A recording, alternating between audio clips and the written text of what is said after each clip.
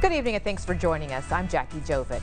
A family is forced to find a place to stay after a fire destroys their West Shreveport home overnight. It is tonight's top story.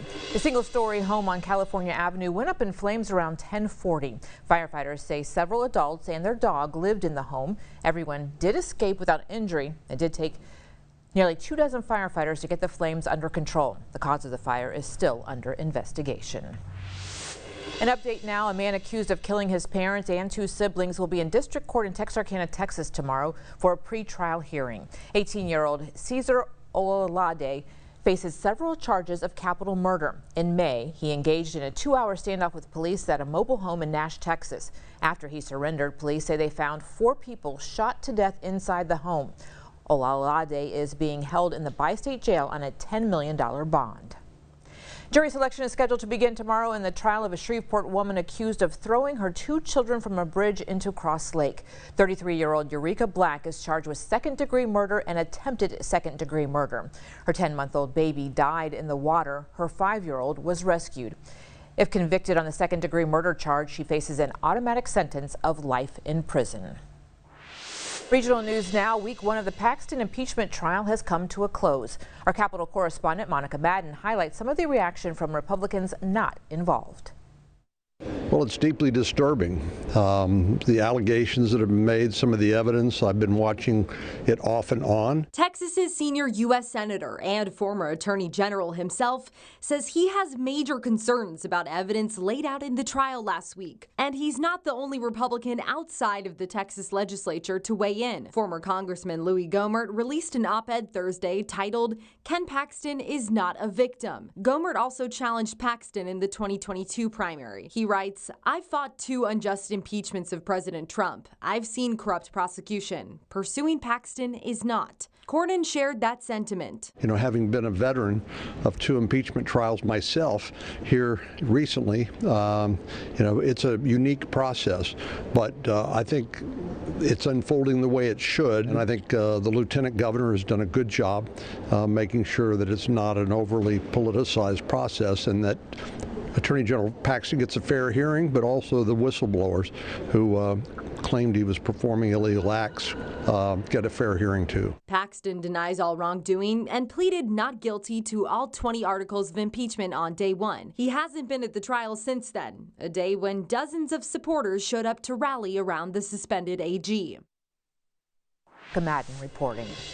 Safety Matters in the city of Natchitoches wants to hear from you as they put together a plan to end traffic fatalities. They'll host 3 public meetings on the Natchitoches Safe Streets Action Plan. The first meeting takes place Tuesday at 5:30 at City Hall. 2 other meetings will be held on Thursday. You can find more information about those meetings on our website, ktalnews.com. Education Matters in Centenary College's annual book bazaar is in the books, and organizers are calling it a success. The fundraiser entices people from all over to purchase affordable, unique books. NBC 6's Miriam Samake explains. We have a library in Doylean, but being a small town, very small town, we don't always have a librarian. Books are magic, able to transport you to different worlds with the power of words. I have a 1-year-old, so I'm just looking for children's books I can read to him. Centenary College hosted their annual book bazaar, an event that welcomes people from all over to the world of literature. I found a very old Games for Cub Scouts book. Me and my brother were both in Scouts. I graduated from it, and he's just about to get his Eagle. And also I just found stuff to read while I'm at work and something to help me with actually speaking. I tend to be bad at that casually.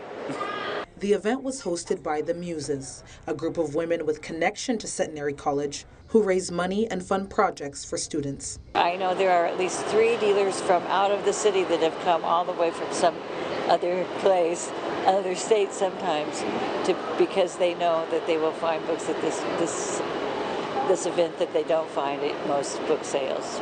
Over the 36 years of the event, the Book Bazaar has raised over $1 million, an impressive number since many of the books are less than $2. It's such an important part of the Centenary tradition.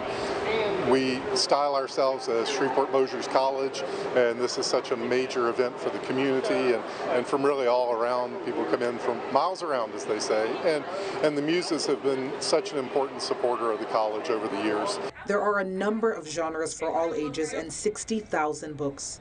The muses say that reading should be available and affordable for everyone. When I was a kid, I remember if I got given $5 to buy a lunch at school, I'd spend $2 of it and then save the extra $3.